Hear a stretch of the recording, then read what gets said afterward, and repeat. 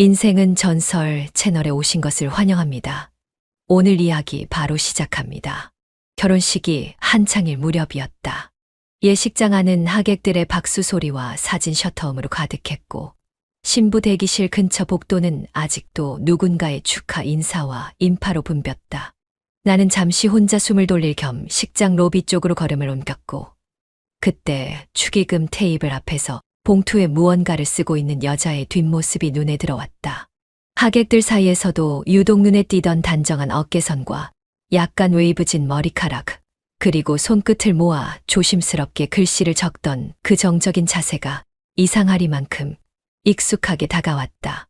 그녀가 고개를 드는 순간 시간이라는 것이 한순간에 뒤로 밀려갔다. 수아였다. 지연의 대학 동기이자 내 과거 연인이기도 했던 여자. 눈이 마주치자 그녀는 잠시 시선을 피하는 듯했지만 이내 짧은 숨을 들이마시며 미소를 지었다. 나는 그 미소에 뭐라 인사해야 할지 헷갈렸다. 아는 척을 하는 게 맞을까?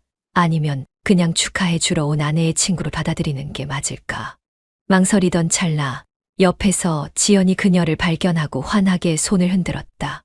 수아야, 와줘서 고마워. 아니야, 축하해. 진짜 잘 어울린다. 너희 둘. 수아는 손에 들고 있던 흰 봉투를 상자에 넣은 뒤 지연의 손을 살짝 잡고 인사를 건넸다. 말투는 평소처럼 밝았지만 표정은 이상하리만치 정리돼 있었고 눈동자 안쪽 어딘가엔 말 못한 감정이 그대로 얼룩져 있었다. 지연은 다른 친구들이 도착했다며 잠시 자리를 떴고 나는 그대로 수아와 단둘이 남겨졌다. 당황스러운 듯 한 걸음 물러서던 수아가 내게 짧게 말했다. 오랜만이야, 민서가. 그러게 생각도 못했는데 내가 와줄 줄은. 내가 안 왔으면 너무 티났겠지. 그건 잘 모르겠다. 무슨 말을 더 해야 할지 몰랐다. 우리는 예전처럼 가까운 사이도 아니고 이제는 각자의 시간 위에 새로운 사람을 올려놓은 상태였다. 하지만 정작 눈앞의 수아는 어느 순간의 기억을 그대로 안고 시간밖에 멈춰 있는 사람처럼 느껴졌다. 내가 청혼을 했을 때도 청첩장을 돌렸을 때도 수아는 아무 말이 없었다. 그래서 다 잊은 줄 알았고 나 역시 그랬다고 생각했다. 그런데 막상 그녀가 눈앞에 나타나자 모든 것이 생각보다 가까운 자리에 남아 있었다는 걸 알게 됐다. 잘 살아야 해. 지연이 진짜 좋은 여자잖아. 응, 고맙다. 너도 잘 지내지? 그럭저럭. 그냥 뭐 사는 거지. 짧은 대화였지만 그 말들이 내내 귓가를 맴돌았다. 수아는 더 말하지 않았고 나도 그랬다. 어설프게 꺼낸 이야기가 서로를 더 복잡하게 만들까봐 아니면 내가 괜히 흔들릴까봐 겁이 났다. 그녀는 이내 다른 친구들에게 다가갔고 나는 그 자리에 그대로 멈춰 잠시 눈을 감았다. 봉투에 적힌 이름 유수아라는 세 글자가 하얀 봉투 위에서 천천히 잉크처럼 번지는 기분이었다. 그날 밤 우리는 부부가 되었지만 그 순간의 수아는 아직 나에게서 완전히 떠나지 않은 사람이었다. 결혼한 지 정확히 3년이 되는 날 우리는 아무런 이벤트도 없이 하루를 보냈다. 평소와 다르지 않은 저녁, 지연은 늘 하던 대로 국을 데우고 밥을 펐고 나는 퇴근 후 양복을 벗은 채 식탁에 앉아 조용히 젓가락을 들었다. 대화는 많지 않았지만 불편하지도 않았다. 익숙하고 편안하며 정돈된 관계. 그렇게 정적과 안정의 중간쯤을 걷고 있던 어느 날 퇴근길 지하철 안에서 문득 휴대폰 화면이 깜빡였다. 잘 지내지? 그냥 내 얼굴이 보고 싶었어. 발신인은 수아였다. 정말 오랜만에 보는 이름이었다. 결혼식 날 이후로 단 한 번도 연락이 오지 않았고 나도 하지 않았다. 수아는 그렇게 내 기억에서 멀어졌다고 생각했는데 어느 순간 갑작스럽게 등장한 한 줄짜리 메시지는 그날의 조용했던 식탁 위로 찬물처럼 떨어졌다. 나는 문자를 다시 한번 읽고 그대로 화면을 꺼버렸다. 답장은 하지 않았다. 아니, 못했다는 말이 더 정확했다. 지우면 될까? 그렇게 생각하며 손가락을 화면 위로 올렸지만 삭제 버튼을 누르기까지는 좀처럼 마음이 움직이지 않았다. 나도 모르게 다시 메시지를 열었고 그 한 문장 안에 담긴 말투와 쉼표 하나조차도 당시의 수아 말투가 그대로 느껴지는 듯해서 이상하게 가슴이 묵직해졌다. 누구한테 와? 지연이 거실에서 묻는 목소리가 들려왔고 나는 그 질문에 한 템포 늦게 반응했다. 아, 회사 쪽이야. 내일 회의 일정 바뀌었대. 요즘은 퇴근하고도 일이 따라오네. 그러게 말이야. 좀 지겹지. 거짓말은 아니었지만 진실도 아니었다. 나는 습관처럼 핸드폰을 테이블 아래로 밀어넣고 지연이 건네준 국에 고개를 숙였다. 입안에 밥이 들어갔지만 목으로 잘 내려가지 않았다. 식은 국물 맛은 그저 평범했지만 입안에 감도는 건 짠맛보다 오히려 어떤 미지근한 감정의 끈적임이었다. 메시지는 계속 머릿속을 맴돌았다. 왜 이제 와서? 지연이와 친구 사이였잖아. 진짜 그냥 얼굴이 보고 싶었던 걸까? 아니면 그 말 뒤에 감춰진 게 따로 있었던 건가? 나는 스스로에게 질문을 던지면서도 대답을 애써 피해갔다. 답장을 하지 않았다는 사실에 안도하면서도 어쩌면 그런 나 자신에게 묘한 실망을 하고 있었다. 감정은 완전히 사라진 줄 알았고 미련도 다 정리됐다고 생각했는데 지금 이렇게 다시 메시지 하나에 머릿속이 복잡해진다는 사실 자체가 내 자신을 민망하게 만들었다. 그리고 또다시 질문 하나가 생겼다. 만약 다시 마주친다면 나는 어떤 표정을 지을까? 그 생각이 떠오른 순간 내 안에서 뭔가가 가볍게 건드려졌다. 그건 아마도 죄책감은 아니었다. 오히려 설명할 수 없는 묘한 기대감 혹은 감정의 예열. 지금 당장은 아무것도 시작되지 않았지만 이미 어느 쪽으로 움직이고 있는지도 모른다는 생각이 들었다. 마치 달그락 소리를 내는 유리잔 안에 숟가락이 부비치는 것처럼 내 안의 고요한 일상이 가볍게 흔들리기 시작했다. 나는 핸드폰을 다시 꺼내 들고 화면을 켰다. 그녀의 메시지는 여전히 그대로 남아 있었고 아직 읽은 표시도 끄지 못한 채였다. 엄지손가락이 무언가를 입력할 듯 망설이다 멈췄고 나는 결국 휴대폰을 엎어두고 자리에서 일어났다. 지연은 그런 나를 이상하다는 듯 바라봤지만 아무 말도 하지 않았다. 그녀가 보지 못한 건 내가 흔들리고 있다는 사실이 아니라 그 흔들림이 어디서부터 시작됐는지였다. 출장은 핑계였다. 정확히 말하면 출장 일정은 분명히 존재했지만 그건 이틀이었다. 나는 아내에게 3일짜리 출장이라고 말했고 마지막 하루는 나만의 시간이라며 조용히 숨겨두었다. 그 하루는 누구에게도 들키지 않도록 비워둔 날이었고 그 하루를 수아에게 줄 생각이었다. 3년 만에 도착한 짧은 메시지는 단지 감정의 파편이 아니라 정확한 위치를 가리키는 지시처럼 느껴졌다. 잘 지내지? 그냥 내 얼굴이 보고 싶었어. 그 문장을 읽고 난 뒤부터 머릿속에 떠오른 건 과거가 아니라 그 문장의 끝이었다. 단순한 감정이 아니라 내가 가야 할 곳처럼 느껴졌고 나는 그렇게 자연스럽게 발걸음을 옮겼다. 출장 마지막 날 회의도 끝났고 보고서도 보냈다. 회사 일정은 모두 마무리됐지만 내 마음속엔 아직 끝나지 않은 무언가가 남아 있었다. 호텔 체크아웃을 마친 나는 작은 캐리어를 맡겨두고 숙소 근처로 발걸음을 옮기는 척하며 사실은 그녀가 메시지를 보냈던 시간, 내가 기억하고 있던 위치, 그리고 예전에 함께 걸었던 그 거리를 천천히 되짚고 있었다. 간판이 작고 조용한 바 하나가 눈에 들어왔다. 유리 너머로 보이는 조명은 은은했고 어두운 담거리에서 그곳만이 나를 기다리는 공간처럼 느껴졌다. 나는 잠시 문 앞에서 멈춰섰다. 혹시나 그녀가 없으면 혹은 내가 들어가는 순간 어떤 감정이 되살아날까 봐 망설였지만 결국 손을 뻗어 문을 밀었다. 문이 열리는 순간 조용한 잔잔한 음악과 함께 고개를 든 여자의 시선이 내 눈을 정확히 마주했다. 민석이 맞지? 그녀가 먼저 말을 건넸다. 수아였다. 그대로였다. 아니, 그날보다 더 차분해진 얼굴이었다. 나는 웃으며 고개를 끄덕였다. 오랜만이네. 진짜 오랜만이다. 어떻게 여기까지? 출장 왔어. 마지막 날이었는데 그냥 산책하다가 여기까지 왔다고? 이 거리 낯설 텐데. 나는 대답하지 않았고 수아는 의미심장한 미소를 지었다. 나는 조용히 자리에 앉았고 그녀는 내게 물 한 잔을 건넨 뒤 예전처럼 위스키 한 잔을 따라줬다. 잔 사이로 스치던 손끝이 살짝 닿았고 나는 괜히 시선을 창밖으로 돌렸다. 여기 계속 일해? 응. 1년쯤 됐어. 조용해서 나쁘지 않아. 손님도 많지 않고 괜찮아 보여.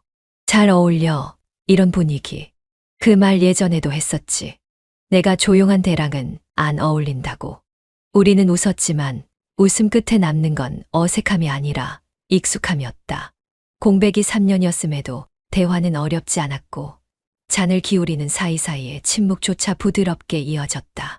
수아는 한참을 잔을 닦다가 조용히 말했다. 지연이는 잘 지내? 응. 뭐 평범하게 잘 살아. 아침에 일어나고 밥 먹고 일하고 주말엔 같이 장도 보고 그런 거 좋아했지. 예전에도. 나는 말없이 고개를 끄덕였다. 부정할 수 없었다. 내가 바란 건 그런 안정이었고 수아는 늘 조금 더 격정적이고 직선적이어서 그게 내겐 때로 숨 막혔다. 그런데 지금은 그날 숨마저도 조금 그리워지는 기분이었다. 수아는 내 시선을 바라보다가 낮은 목소리로 말했다. 그때 그냥 얼굴 한번 보고 싶었다는 거 진심이었어. 나는 잔을 천천히 내려놓았다. 여전히 그녀는 감정이 깊은 눈으로 나를 보고 있었고 나는 그 눈빛에서 도망치려 했지만 그러기엔 너무 늦은 저녁이었다. 그날 밤 우리는 오랜만에 다시 서로를 기억했고 그 기억은 현실보다 더 진하게 우리 사이에 앉아 있었다. 출장 마지막 날 밤 그가 안은 여전히 조용했고 창밖에서 들려오는 희미한 바람 소리만이 존재감을 드러내고 있었다. 수아는 말없이 내 잔을 다시 채우지 않았고 나도 더 이상 마시지 않았다. 빈잔 2개만이 테이블 위에 나란히 놓여 있었고 그 앞에서 우리는 서로의 얼굴을 천천히 읽고 있었다. 짧지 않은 시간이 흘렀고 말없이 시선을 주고받다가 수아가 먼저 입을 열었다. 왜 결혼했어? 질문은 의외였고 동시에 예상했던 것이기도 했다. 나는 당황하지 않으려 애쓰며 시선을 피하지 않고 대답했다. 그냥 지연이랑 있으면 마음이 편했어. 같이 있는 시간이 조용했고 서로 뭔가를 말하지 않아도 어색하지 않았고 그게 좋았어. 수아는 고개를 살짝 끄덕이며 고개를 돌렸다. 하지만 그 침묵은 길지 않았다. 그 여자 나보다 나았어. 그 물음은 마치 아무렇지 않게 흘려보낼 수 있는 농담처럼 들렸지만 그녀의 눈빛은 전혀 가볍지 않았다. 그 안엔 묻지 못한 시간들과 닿지 못한 감정이 겹겹이 쌓여 있었다. 나는 잔을 손으로 굴리다 멈췄고 한참을 망설이다가 조심스럽게 입을 열었다. 비교할 수 있는 게 아니야. 너랑 나, 그리고 지연이랑 나는 그냥 전혀 다른 결이었어. 다른 결. 그건 무슨 뜻인데? 너랑 있었을 땐 항상 뭔가 강하게 느껴졌고 뜨거웠어. 좋았지만 동시에 너무 소모되는 기분도 있었거든. 그럼 지연이랑은? 편안해. 불안하지 않고 지쳐있던 내 마음이 조금씩 회복되는 느낌이었어. 수아는 잠시 웃었지만 그 웃음은 왠지 모르게 쓸쓸하게 느껴졌다. 그리고 다시 내 눈을 바라보며 말했다. 근데 있잖아, 난 아직도 우리가 끝나지 않았다고 생각했던 적 있어. 아니, 그렇게 믿고 싶었던 순간들이 있었다고 말하는 게 맞겠다. 나는 말을 잊지 못했다. 그건 지금 이 순간에도 나 역시 느끼고 있었기 때문이다. 수아의 존재는 과거로만 정리되기엔 여전히 선명했고 그녀가 마주하는 내 시선은 자꾸만 그때의 감정으로 되돌아가고 있었다. 그녀는 자리에서 일어나 다시 바 안쪽을 걸어갔고 천천히 술병을 꺼내더니 내 잔을 가볍게 다시 채웠다. 나한테는 내가 처음이자 마지막이었어.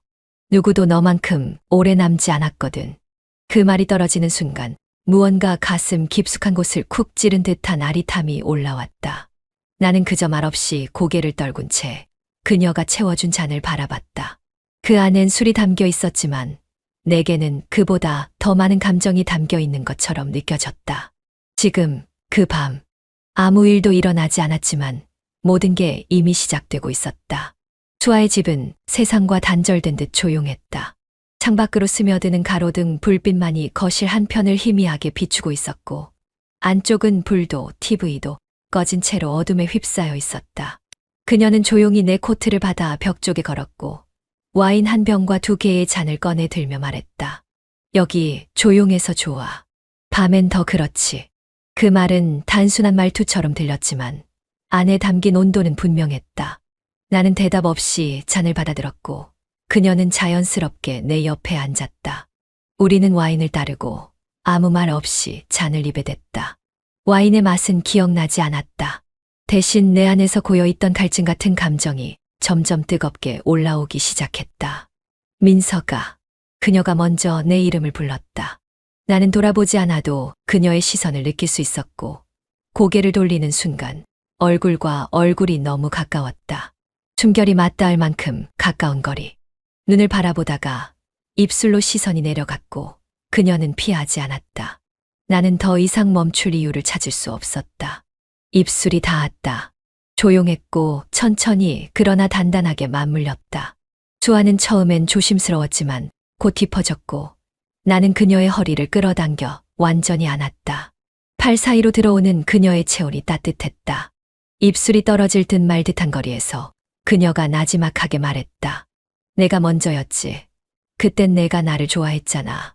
나는 대답 대신 다시 그녀를 끌어안았고 이번엔 키스가 더 길었다.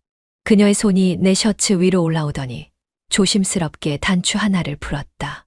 와인잔이 테이블 끝에서 툭 소리를 내며 쓰러졌지만 우리는 아무도 그 소리를 들으려 하지 않았다. 셔츠가 열렸고 그녀의 손이 맨살을 스쳤고 내 손도 그녀의 등줄기를 따라 올라갔다.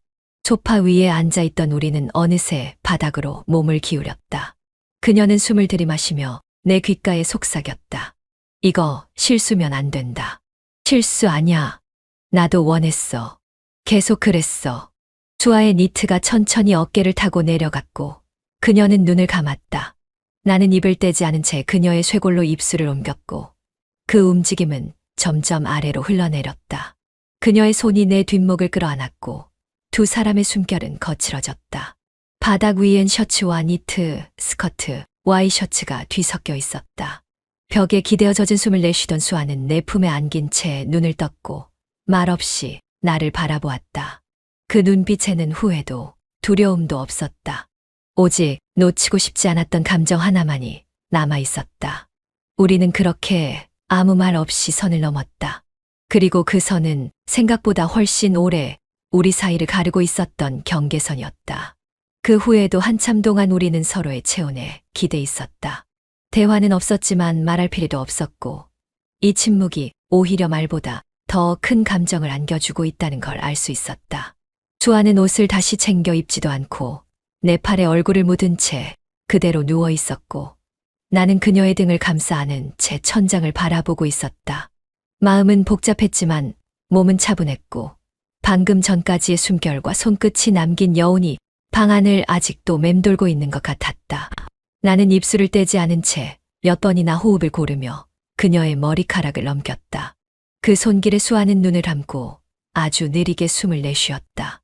조용한 숨, 느릿한 손길, 그리고 그 어둠 안에서만 가능한 솔직함. 아내가 집에서 내 전화를 기다리고 있을 거라는 생각이 떠오르자 갑작스럽게 뱃속에서 무겁게 가라앉는 느낌이 찾아왔다. 하지만 그 무게보다 지금 수아가 내 품 안에서 움직이지 않고 있다는 사실이 더 현실적으로 다가왔고 나는 그 모순된 감정의 틈에서 어떤 판단도 하지 않은 채 그대로 그녀의 숨결에만 귀를 기울였다. 출장이라는 말은 이제 일정이 아니라 하나의 핑계가 되어 있었다. 회사에서는 정기적인 현장 확인이 필요하다고 했고 지연은 그런 내 출장을 특별히 의심하지 않았다. 나는 오히려 그걸 이용했고 다음 일정이 잡히자 마치 오래 기다렸다는 듯 짐을 쌌다. 가방 안에는 셔츠 2벌과 양말, 면도기, 그리고 그 외에 수아 앞에서 꺼내게 될지도 모를 마음 한 조각이 들어있었다. 비즈니스 호텔을 예약했지만 체크인하지 않았고 회사 근처 회의는 대충 마무리한 후 다시 그녀의 골목을 향해 걸었다. 낮은 간판, 희미한 조명. 그 골목은 변함없이 조용했고 수아의 집은 익숙한 리듬으로 문을 열었다. 그녀는 내가 벨을 누르기도 전에 문을 열었고 표정 하나 변하지 않은 얼굴로 말했다. 왔네. 이번엔 며칠이야? 하루. 아니, 이틀. 정확히는 하룻밤이긴 한데 보고서 핑계대면 하루쯤 더는 버틸 수 있어. 그럼 지금부터는 하루 반이네. 들어와. 나는 웃으며 안으로 들어섰고 수아는 문을 닫고 그대로 내 뒤에 기대섰다. 그녀의 손끝이 내 등허리를 스치듯 지나갔고 나는 그 순간 아내가 있는 서울의 집을 아주 멀게 느꼈다. 우리는 말없이 거실로 향했고 조명이 켜지기도 전부터 두 사람의 그림자가 천천히 겹쳐지고 있었다. 소파에 앉자 수아가 말했다. 여긴 내가 숨을 수 있는 곳이잖아. 밖에서는 아무것도 안 들려. 그게 좋지. 나는 대답 대신 그녀의 손을 잡았다. 따뜻했다. 온도가 일정한 익숙해진 체온이었다. 처음 만났을 때의 긴장감은 사라졌고 지금의 수아는 내게 위안처럼 느껴졌다. 그녀의 손이 내 무릎 위에 놓이자 나는 잠시 눈을 감았고 머릿속엔 지연이 보낸 문자 한 줄이 떠올랐다. 잘 챙겨 먹고 과음하지 말고. 그 단순한 문장이 왠지 모르게 죄책감보다 더 큰 무게로 가슴에 내려앉았지만 동시에 내가 돌아가야 할 이유가 지금은 흐릿하게 느껴졌다. 수아는 내 얼굴을 한참 바라보다가 입을 열었다. 넌 아직도 후회해. 그날 우리 그렇게 된 거. 후회라기보단 기억이 너무 선명해. 숨기기 어려울 만큼 나는 아직도 그날 이후부터 시간이 멈춰 있는 것 같아. 그냥 그날 밤에서 나아가지 못한 채로 계속 거기에 있어. 나는 조용히 그녀의 손을 더 세게 쥐었다. 그 말이 나 역시 같았기 때문에 똑같은 밤에 머물러 있다는 말이 들려서 아무 말도 할 수 없었다. 수아는 이불을 들추고 조용히 몸을 눕혔다. 나는 옷을 벗은 채 침대 가장자리에 앉아 그녀를 바라봤다. 그냥 와. 너도 이미 알고 있잖아. 이게 끝이 아니라는 거. 나는 이불을 걷고 그녀 옆에 누웠다. 몸은 다시 닿았고 입술은 다시 기억을 더듬었고 그 도시의 밤은 여전히 아내가 모르는 내가 사라진 시간이었다. 출장이라는 단어는 더 이상 스케줄표에만 적히는 일정이 아니었다. 사실상 출장은 수아와의 재회를 위한 명분이었고 회사 일은 그저 앞에 내세운 이유에 불과했다. 처음 몇 번은 마음이 조마조마했고 집으로 돌아오는 길마다 지연의 눈빛에 긴장을 숨기지 못했지만 어느 순간부터 그 불안조차도 무뎌졌고 그 무뎌짐이 반복되며 결국엔 아무렇지 않은 일상이 되어갔다. 수아의 집에 머무는 날이면 와인잔이 먼저 식탁에 놓여 있었고 그녀는 항상 같은 향의 디퓨저를 틀어두었다. 그 모든 것들이 의식처럼 반복되면서 우리는 서로에 대한 갈망을 차츰 평온한 동거에 가까운 방식으로 소화하고 있었고 그 감정은 더 이상 격렬한 것도 죄의식이 섞인 것도 아닌 그냥 있어야 할 자리처럼 굳어졌다. 다음 주에도 와? 응. 아마 수요일쯤 될 것 같아.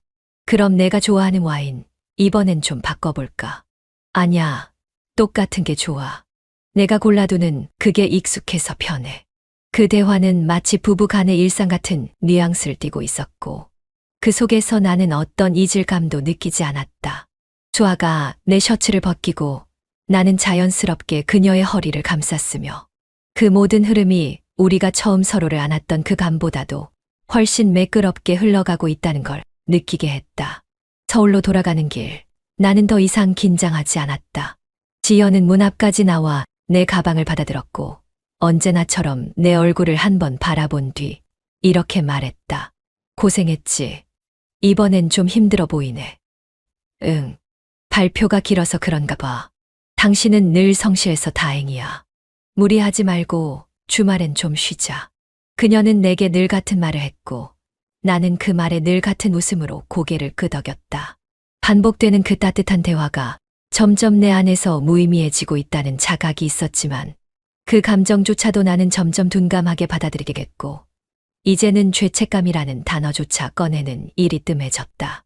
수아와 함께 있는 시간이 길어질수록 나는 그 관계가 특별하거나 자극적인 게 아니라 오히려 안정적인 은신처 같다는 생각을 하게 됐고 어느 날엔 퇴근 시간 즈음 그녀의 메시지를 기다리고 있는 나 자신을 발견하기도 했다. 보고 싶다는 말, 요즘은 잘 안 하네. 보고 싶지 않은 게 아니라 말 안 해도 알 것 같아서. 그런 말이 더 위험한 거 알지? 위험해도 좋아. 우리는 지금 괜찮잖아. 나는 정말 그렇게 믿고 있었다. 다시 돌아오지 않을 후회는 차라리 기억에서 밀어내는 게 편했고 그게 습관처럼 반복되면서 죄책감이 감정의 가장자리에 밀려나는 동안 나는 지연을 바라보는 눈빛도 수아를 대하는 손끝도 서서히 바뀌고 있었다. 우리는 잘못된 선택 위에 익숙함을 쌓아 올리고 있었고 그 익숙함이 우리를 무너뜨릴 거라는 사실도 잊은 채 그저 반복되는 욕망에 스스로를 내맡기고 있었다. 셔츠는 늘 지연이 정리했다. 출장에서 돌아오면 나는 가방만 내려놓고 씻어 들어갔고 그 사이 지연은 옷 가지며 세탁물, 출장지에서 받은 종이봉투 따위를 조용히 챙겼다. 그건 누가 먼저 시킨 적도 없고 서로 말로 정한 것도 아니었지만 결혼 초부터 이어져 온 자연스러운 루틴이었고 나는 그 당연함에 익숙해진 지 오래였다. 그날도 별다르지 않았다. 나는 저녁 비행기로 도착해 택시를 타고 귀가했고 현관문을 여는 순간 지연이 평소처럼 현관까지 나와 내 코트를 받아들였다. 그녀는 피곤했는지 묻지 않았고 나도 다녀왔어라는 짧은 인사 외엔 말을 아꼈다. 그리고 그 조용한 응대가 오히려 피로를 덜어주는 것처럼 느껴져서 나는 무심코 욕실로 향했다. 샤워를 마치고 나와보니 셔츠와 양복 바지는 세탁물 바구니 위에 올려져 있었고 지연은 부엌에서 마른 미역을 물에 불리고 있었다. 나는 잠시 그녀의 뒷모습을 바라보다가 시선을 거두었고 그날 밤도 별다른 대화 없이 조용히 흘러갔다. 하지만 다음 날 아침 지연은 거실 바닥에 쪼그려 앉은 채 셔츠 하나를 들고 있었다. 그 셔츠는 내가 출장에서 입었던 연한 베이지색 셔츠였고 그녀는 셔츠를 코끝에 갖다 대더니 잠시 멈춰 숨을 들이쉬었다. 이거 무슨 향수야? 향수 모르겠는데 출장지 호텔에서 썼던 룸 스프레이 냄새 아닐까? 나는 눈을 피하며 대답했다. 그러자 지연은 셔츠에서 먼지를 털 듯 손을 털더니 바닥에 무언가를 떨구었다. 가늘고 긴 머리카락이었다. 그건 지연의 것보단 확연히 밝은 갈색이었고 결이 부드러워 내 것이 아니라는 걸 단박에 알 수 있었다. 이 머리카락은 뭐지? 내가 어딘가에 기대었나 봐. 카페든 비행기든 워낙 북적거렸어. 그럴 수도 있겠지. 요즘엔 남자들도 머리 기르니까. 지연은 웃지도 않았고 고개도 끄덕이지 않았다. 대신 셔츠를 조용히 개더니 다림질도 하지 않은 채 서랍에 밀어넣었고 그 뒤로는 내게 아무 말도 하지 않았다. 식탁에 아침이 차려졌지만 그녀는 내 맞은편이 아닌 부엌 싱크대 앞에 서서 혼자 밥을 먹었고 나는 조용히 숟가락을 들었다. 그날 오후 지연은 거실 소파에 앉아 핸드폰을 꺼냈다. 잠시 누구의 연락처를 찾는 듯 스크롤을 내리더니 한 번호 앞에서 손가락이 멈췄고 그녀는 그 번호를 누르고 조용히 귓가에 전화기를 댔다. 연희야, 나 오늘 잠깐 볼 수 있을까? 목소리는 평소처럼 단정했지만 그 안에 감정이 너무 정돈되어 있어 오히려 불안할 정도였다. 그녀는 친구에게 단순한 티타임을 요청하는 듯 보였지만 그 전화를 건 타이밍은 결코 가볍지 않았고 나는 그 순간을 모르고 있었다. 지연은 그날부터 셔츠를 고를 때 맨 먼저 향을 맡기 시작했고 나는 출장이 잡힐 때마다 향수를 바꾸거나 셔츠를 따로 세탁소에 맡기기 시작했다. 그러나 이미 그녀는 어떤 흔적이 사라지지 않는다는 걸 알고 있었다. 그리고 나는 그 흔적들이 언제 다시 그녀의 눈에 들어올지 알 수 없다는 걸 모른 채 다음 출장을 준비하고 있었다. 그날은 평소보다 조금 이르게 민석이 집을 나섰다. 셔츠의 다림질이 제대로 되어 있지 않다며 툴툴거리던 그 아침, 지연은 조용히 그의 출근 가방을 바라보다가 잠시 눈을 감았다. 그건 단순한 감정의 눌림이 아니라 곧 행동으로 이어질 결정이었고 그녀는 그날 점심 무렵 친구 연희를 만나 차 열쇠를 건네받았다. 내가 바람 쐬고 올게. 잠깐만. 라는 말 뒤에 담긴 의미를 연희는 묻지 않았다. 지연의 눈빛이 단단했고 표정은 이미 대답을 대신하고 있었기 때문이었다. 오후 3시쯤 민석은 예상대로 퇴근했다. 지연은 아파트 단지에서 조용히 시동을 켰고 그가 차를 타고 나가는 걸 먼발치에서 따라붙었다. 민석은 외곽으로 빠졌고 익숙한 커브길과 좁은 상가 골목을 돌아 결국 조용한 거리에 바 앞에 차를 세웠다. 지연은 뒤따라 도착한 골목 입구에 차를 잠시 세운 채 핸들을 쥔 손을 조용히 내려다보았다. 그 거리엔 익숙한 냄새가 없었고 오직 의심과 불안이 먼지처럼 떠다니고 있었다. 민석은 바 앞에서 차에서 내렸고 주변을 두리번거리더니 조용히 안으로 들어갔다. 지연은 그 순간을 놓치지 않았다. 핸드폰을 꺼내 셔터를 조용히 눌렀고 그 작은 소리 하나에 손끝이 미세하게 떨렸다. 거기까지는 가능했다. 하지만 그 다음은 망설여졌다. 지연은 차 문을 열까 아니면 그대로 돌아설까를 고민하다가 결국 문고리를 다시 잡지 않았다. 해는 천천히 기울었고 거리는 더 어두워졌다. 그렇게 한참을 차 안에서 기다리던 지연의 시야에 민석이 다시 들어왔다. 이번엔 혼자가 아니었다. 민석의 옆에는 여자 하나가 있었고 바에서 함께 나와 서로를 바라보며 웃고 있었다. 지연은 숨을 들이마시며 몸을 앞으로 기울였고 그 여자의 얼굴을 확인한 순간 가슴 한쪽이 얼어붙은 듯 심장이 순간적으로 멎는 느낌을 받았다. 그건 수아였다. 지연은 결혼식 날 신부 대기실 앞에서 활짝 웃으며 손을 흔들어 주던 친구의 얼굴을 기억하고 있었다. 수아는 그때와 다르지 않은 미소로 민석의 어깨에 가볍게 기대었고 민석은 자연스럽게 그녀의 허리를 감쌌다. 거짓말이네, 다 거짓말이었네. 지연의 목소리는 거의 들리지 않는 숨결에 가까웠다. 그녀는 입술을 깨물며 조용히 다시 핸드폰을 들었고 이번엔 사진이 아니라 짧은 영상 버튼을 눌렀다. 민석과 수아는 골목 끝으로 걸어갔고 얼마 지나지 않아 그 낡은 주택의 철문 앞에 도착했다. 지연은 손끝을 떨면서도 촬영을 멈추지 않았고 민석이 문을 열고 수아를 먼저 들여보낸 뒤 조용히 문 안으로 들어가는 장면까지 그대로 남겼다. 그 장면이 마지막이었다. 영상이 끝나자 지연은 화면을 끄고 핸드폰을 무릎 위에 내려놓았다. 숨이 깊게 가라앉았고 눈은 말라 있었다. 눈물이 없다는 건 놀라운 일이었고 어쩌면 그건 이미 마음 한쪽에서 오래전부터 준비해왔던 결말이었기 때문일지도 몰랐다. 그날 밤 지연은 아무 말도 하지 않았다. 그리고 민석도 아무것도 몰랐다. 현관문이 닫히는 소리가 들리자 지연은 잠시 멈춰있던 손을 다시 움직였다. 물을 담아두었던 유리 주전자를 조심스럽게 들어 식탁 위에 올려두었고 반찬이 담긴 그릇들을 조용히 정리했다.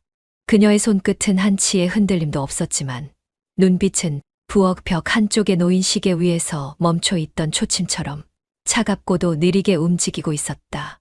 출장 잘 다녀왔어. 익숙한 말이었다. 너무나도 흔하게 지나가던 인사였고 민석은 그 말을 듣는 순간 무의식적으로 피로한 미소를 지었다. 응, 무난했어. 이번엔 별로 길지 않아서 덜 피곤하더라. 그는 가방을 내려놓은 뒤 셔츠를 풀며 소파 쪽으로 몸을 돌렸고 지연은 그를 보며 가만히 고개를 끄덕였다.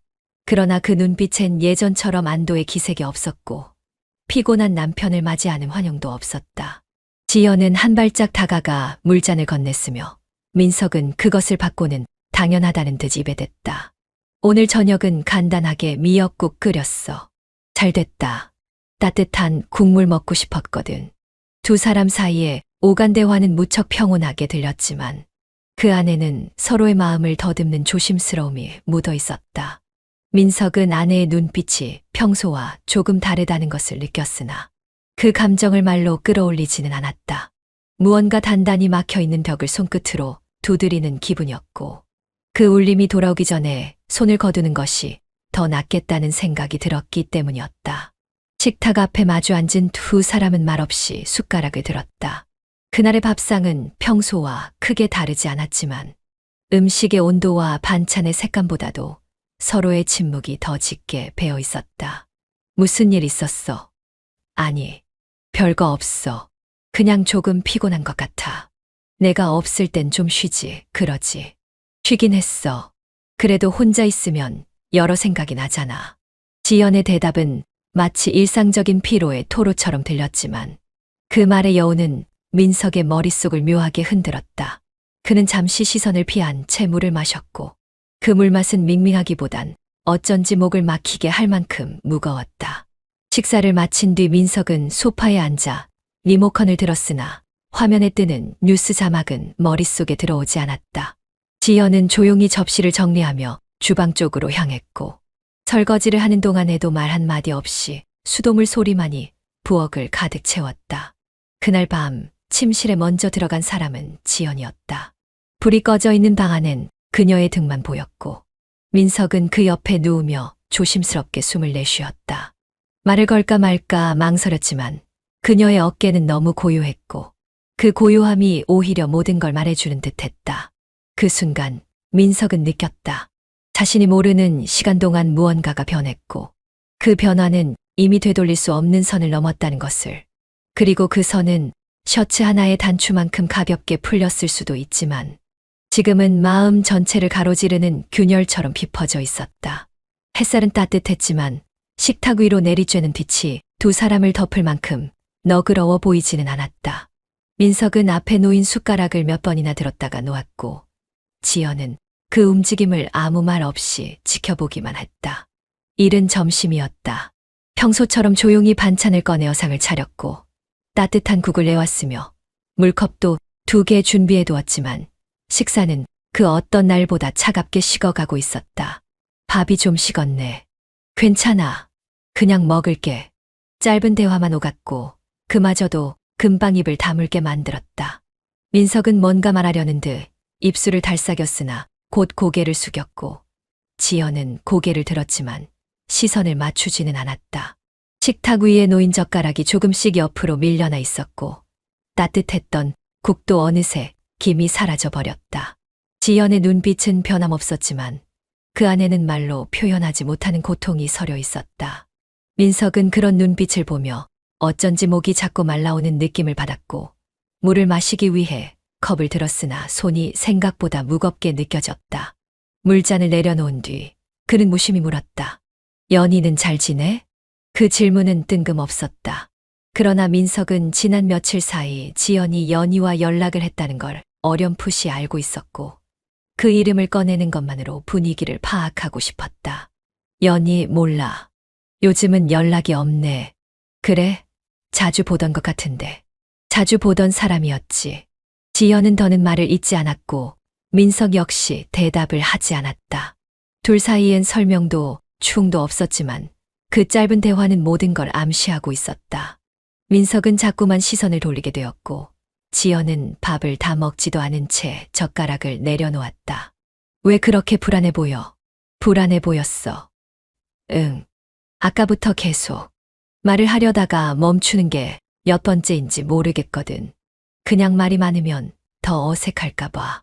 그의 말은 솔직했다기보단 방어에 가까웠다. 지연은 그걸 알고 있었지만 더 캐묻지 않았고 오히려 침묵으로 답을 대신했다.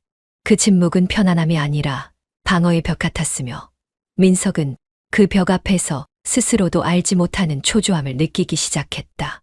그날 이후 연희는 지연의 연락을 더는 받지 않았다. 지연은 따로 이유를 묻지도 않았고 연희 역시 변명하지 않았다. 두 사람 사이엔 오직 짧은 침묵만 남았고 그것조차 언젠가부터 서로를 위한 마지막 배려처럼 느껴지기 시작했다.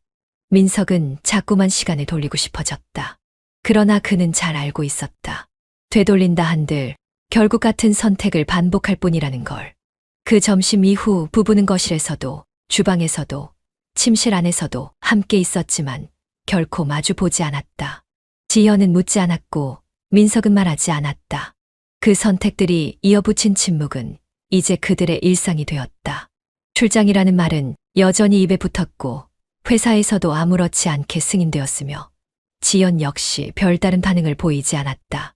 민석은 정장을 챙겨 넣으며 양복상의 주머니에 명함을 몇 장 더 꽂았고 셔츠는 새 것으로 교체해 두었다. 그 모든 준비가 일처럼 반복되었지만 마음 한구석은 묘하게 가벼워지지 않았다. 지연의 말 없는 눈빛 때문인지 아니면 스스로도 모르게 불안한 기색이 번졌기 때문인지 확신은 서지 않았다. 도착한 도시는 익숙했고 숙소도 예전과 다르지 않았으며 골목도 그대로였다. 그가 기억하고 있는 그 조용한 간판 아래로 흐르던 따뜻한 조명과 작은 와인잔, 그리고 그 속에 앉아있던 수아. 모든 것이 그리움처럼 떠오르며 민석은 두근거리는 가슴을 안고 다시 그 골목 안으로 들어섰다. 그러나 그 자리엔 더 이상 아무것도 남아있지 않았다. 유리문에 붙어있는 종이는 바람에 흔들리고 있었고 거기엔 임대문해라는 5글자가 날카롭게 적혀 있었다. 민석은 순간 멈춰섰고 문을 열어볼까 고민했지만 안쪽은 비어 있었고 안개 낀 유리창 너머로는 먼지만 쌓인 테이블 몇 개가 허전하게 놓여 있을 뿐이었다. 그는 핸드폰을 꺼내 그녀의 번호를 눌러보았지만 통화 연결음은 울리지 않았고 바로 음성 사서함으로 넘어갔다. 잠시 기다렸지만 아무 응답도 없었으며 문자 한 줄을 남길 수 없을 만큼 손가락이 움직이지 않았다. 그녀, 이 근처에서 다른 가게로 옮겼다는 말은 못 들었나요? 아, 거기 지난주에 갑자기 짐 다 뺐다던데요. 조용히 나가셨어요. 다음 날엔 간판도 없어졌고요. 근처 편의점 아르바이트생의 말은 너무 덤덤했고 민석은 그 말의 끝을 잡고 더 물어보려 했지만 입술이 마르고 혀가 굳은 듯 말을 잇지 못했다. 그녀가 떠났다는 사실은 현실이었고 어디로 갔는지는 아무도 알지 못하는 공백처럼 느껴졌다. 바람이 부는 좁은 골목에서 민석은 그대로 서 있었고 유리문을 바라보는 자신의 모습이 창에 어렴풋이 비쳤다. 그 안에서 웃던 수아의 얼굴은 이제 더 이상 떠오르지 않았고 기억도 마치 지워진 일처럼 손에서 흩어졌다. 민석은 주머니에서 명함을 꺼내다 다시 넣었다.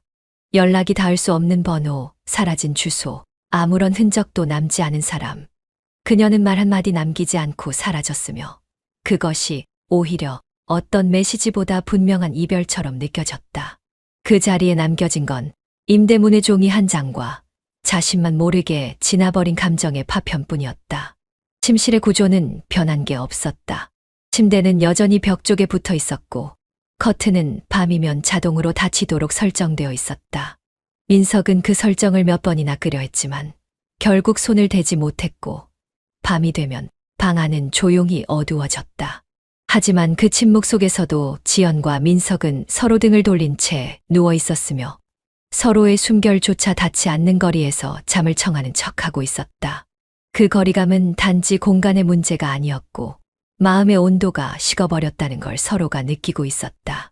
민석은 그녀의 어깨에 손을 얹어볼까 고민한 적도 있었지만 그 손끝이 닿는 순간 되돌릴 수 없는 감정이 무너질 것 같아 결국 포기하고 말았다. 지연은 그가 건네지 않은 손길을 기다리지도 않았고 오히려 그 고요한 무시가 더 편한 것처럼 행동했다. 하지만 그런 태도 속에는 날마다 조금씩 쌓여가는 허무와 자책이 있었다. 아침이 되면 여전히 식탁엔 밥이 차려져 있었고 국은 따뜻했으며 반찬도 정갈하게 놓여 있었다. 하지만 민석은 숟가락을 들기까지 시간이 오래 걸렸고 결국 몇 입 뜨지도 못한 채 자리를 털고 일어나기 일쑤였다. 지연은 그런 그를 붙잡지도 않았고 그저 묵묵히 식탁을 치웠다. 둘 사이에 오가는 건 대화가 아닌 반복된 행위와 무게감 있는 침묵뿐이었다. 밥, 왜 안 먹어? 입맛이 없어. 요즘은 잘 안 넘어가. 아프기라도 해. 아니, 그냥 좀 그런 날이 계속돼. 그 말은 그저 식욕의 문제만이 아니었고 민석은 그걸 알고 있었기에 더 무거운 한숨을 삼켰다. 지연의 눈빛은 여전히 담담했지만 민석은 그 안에 억눌린 감정이 부풀어 오르고 있다는 걸 느낄 수 있었다. 자신의 말이 그 감정을 자극하고 있다는 것도 알았기에 쉽게 덧붙일 수가 없었다. 식탁에서 일어난 그는 부엌 싱크대 옆에 잠시 서 있다가 조심스레 말을 꺼냈다. 그 목소리는 아주 낮았고 조심스러운 숨결처럼 조용했다. 지연아, 미안해. 정말 미안해. 그 순간 지연은 조용히 그를 바라보았다. 눈에 눈물이 맺히진 않았지만 그 말의 무게를 가늠하는 듯한 정적이 흘렀고 그녀는 대답을 하지 않았다. 대신 고개를 숙인 채 조심스럽게 반찬 그릇을 정리했고 민석은 그녀의 손끝이 떨리는 걸 처음으로 눈치챘다. 왜 이제야 말해? 그동안 무서웠어. 그 말 한마디가 너무 무거워서 꺼내면 다 무너질까 봐. 이미 무너졌잖아. 난 아무 말도 안 했는데 너 혼자 다 무너뜨렸어. 그 대답은 크지 않았지만 민석의 가슴엔 큰 파문을 남겼다. 말은 작았으나 감정은 이미 그릇 밖으로 넘쳐 흐르고 있었다. 그날 밤 침실의 불은 일찍 꺼졌지만 아무도 잠들지 못했다. 어둠 속에서도 두 사람의 눈은 말없이 깨어 있었고 서로의 등을 마주한 채 숨결만 조용히 부딪히고 있었다. 그 숨결 속에서 민석은 처음으로 자신이 진심으로 후회하고 있다는 걸, 그리고 지연은 그 후회가 너무 늦게 찾아왔다는 걸 깨달았다. 그날 저녁 거실엔 TV 소리도 냉장고의 진동음도 들리지 않았다. 세탁기의 마지막 탈수 소리가 벽 너머에서 희미하게 울렸지만 두 사람은 그 소리조차 듣지 못할 만큼 침묵에 잠겨 있었다. 민석은 지연의 옆에 앉아 있었지만 감히 그녀를 향해 고개를 돌릴 수는 없었다. 이해받을 자격이 없는 사람처럼 그는 조심스럽게 손끝만 움직였고 무릎 위에 얹힌 손을 수없이 뒤집으며 마음을 붙잡고 있었다. 지연은 아무 말 없이 앉아 있었다. 그녀의 눈은 어디에도 머물지 않았고 그저 거실 바닥을 뚫어지게 내려다보고 있었으며 얼굴에는 화장기 하나 없이 피곤이 묻어 있었다. 하지만 그 안에서 차오르는 건 분노가 아니라 울음이었고 그 울음은 쉽게 터지지 않은 채 조용히 고여 있었다. 민석은 그 모습이 견디기 힘들었고 숨을 들이쉬는 것조차 조심스러웠다. 무너진 건 자신인데 왜 그녀가 울고 있는지 이해하지 못하는 것 같아서 더 아팠고 말 한마디로 되돌릴 수 없다는 걸 알면서도 입술을 달싹이며 몇 번이고 말을 걸까 고민했다. 결국 그는 고개를 숙인 채 한마디를 꺼냈다. 지연아, 그냥 듣지만 말고 한 번만 진심을 봐주면 안 될까? 그 말에 지연은 고개를 들지 않았다. 대신 그 조용한 순간을 버텨내지 못하고 눈물이 한 줄기 흘러내렸다. 그녀는 소리 없이 울었고 입술을 꾹 다문 채 두 손으로 무릎을 감싸 쥐고 있었다. 눈물이 떨어졌지만 울음은 아니었고 차가운 고백이 아니라 오래된 상처에 덮인 먼지가 벗겨지는 듯한 고요함이었다. 미안해. 정말 미안하다는 말밖에 할 수가 없어. 그 말 이제 와서 들으면 더 아파. 그래도 해야 할 것 같아서 안 하면 나 자신을 더 못 볼 것 같아서. 민석의 말은 짧았지만 숨겨온 죄책감과 두려움이 담겨 있었다. 지연은 고개를 돌리지 않았고 여전히 눈물을 흘리는 얼굴로 천천히 고개를 끄덕였다. 그 끄덕임은 용서라고 부르기엔 너무 조심스러웠지만 그렇다고 완전한 외면은 아니었다. 한 번쯤은 흔들릴 수 있어. 그녀의 목소리는 작았지만 뚜렷했다. 근데 다시 잡아야 해. 나도 너도 우린 그런 사람이어야 해. 민석은 그 말을 오래도록 마음속에 되뇌었다. 그녀가 꺼낸 말 한 줄이 지난 몇 주간 자신을 올가매던 죄책감보다 더 큰 파도로 가슴을 흔들었고 그 파도는 말없이 무너졌던 시간들을 서서히 덮고 있었다. 지연은 그날 처음으로 민석의 옆에 조용히 앉았다. 어깨에 살짝 기대진 그 무게는 무겁지 않았지만 민석은 그보다 더 큰 감정을 느꼈고 팔 한쪽을 조심스럽게 움직여 그녀의 손등 위에 자신의 손을 얹었다. 말이 필요 없는 순간이었다. 서로가 흔들린 만큼 다시 붙잡아야 한다는 그 한 줄이 오늘 밤을 이끌고 있었다. 계절은 조용히 바뀌고 있었다. 창밖에 심어진 나무는 어느새 연두빛으로 물들었고 아침 공기는 부드럽게 손끝을 감싸 안았다. 거실로 들어오는 햇살은 여전히 같은 각도로 비쳤지만 그 속에서 마주 앉은 두 사람의 마음은 조금씩 달라지고 있었다. 긴 침묵 끝에 남겨졌던 그 공간은 이제 천천히 말보다 온도가 먼저 채워지고 있었다. 민석은 조심스럽게 지연의 손을 바라보았다. 예전엔 매일 잡았던 손이었지만 어느 순간부터 그 손을 마주보는 일조차 망설여졌고 이제는 그 손끝 하나 건드리는 일마저도 너무 조심스러워졌다. 그러나 그럼에도 불구하고 다시 손을 내밀어야겠다는 생각이 오늘따라 더욱 또렷해졌다. 손 잡아도 돼. 그래. 잡아. 지연의 대답은 짧았지만 망설임이 없었다. 민석은 아주 천천히 손을 내밀었고 그녀의 손등에 자신의 손을 얹었다. 그 손은 예전보다 말라 있었고 조금 더 차가웠지만 분명히 다시 맞잡혀 있었다. 그 순간 말보다 많은 감정이 손끝으로 전해졌고 민석은 오래도록 그 감정을 놓지 않았다. 우리 다시 예전처럼 될 수 있을까? 예전처럼은 아닐 거야. 근데 인생은 전설 채널에 오신 것을 환영합니다. 오늘 이야기 바로 시작합니다. 햇살이 부드럽게 쏟아지는 아침, 민석은 늘 하던 대로 커튼을 젖히며 하루를 시작했다.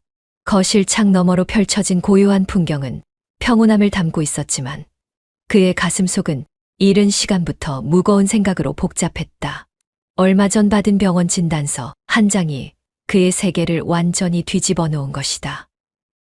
무정자증.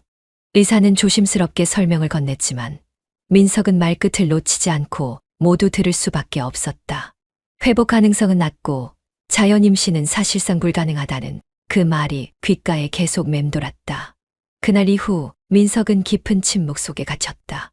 아내 유진을 볼 때마다 목구멍이 죄어왔고 진실을 말하지 못한 채 매번 입을 다물고 말았다. 그녀는 아이에 대해 조심스레 물어보거나 때로는 친구 아이를 보고 미소 지을 때도 있었지만 민석은 꾹 참으며 아무 일 없는 듯 굴었다. 나 사실 아이 없어도 괜찮아. 유진이 어느 날 아무렇지 않게 말했다. 고개를 갸웃거리며 웃던 그 얼굴이 지금도 기억에 선했다. 정말이야. 그거 진심으로 하는 말이야. 응. 민석 오빠랑 같이 있는 것만으로도 충분해. 우리는 둘만으로도 꽉 찬 가족이니까. 그 말을 들었을 때 민석은 울컥하는 감정에 휩싸였고 그녀의 손을 꼭 잡았다. 유진의 말은 구원처럼 들렸고 그는 결심했다. 이 진실은 묻어두기로, 아무에게도 말하지 않기로. 이제 둘은 작은 전셋집을 마련해 신혼의 꿈을 가꿔가기 시작했고 식탁 위에는 항상 두 사람이 함께 만든 음식이 놓였다. 벽 한편에는 둘이 찍은 사진들이 가득했고 그 속의 웃음은 모두 진심처럼 보였다. 하지만 그 모든 행복의 바탕에는 결코 드러내선 안 될 거짓 하나가 깊숙이 자리 잡고 있었다. 민석은 때때로 밤늦게까지 깨어 침대 머리맡에 앉아 있었다. 유진은 옆에서 곤히 잠들어 있었고 그는 조용히 손등을 쓰다듬었다. 이 사랑이 언젠가 깨어질까 두려웠다. 진실이 밝혀진다면 그녀는 어떤 표정을 지을까? 과연 그 얼굴에 다시 웃음이 머무를 수 있을까? 하지만 지금 이 순간 그는 유진의 따뜻한 체온을 느끼며 스스로에게 이렇게 되뇌었다.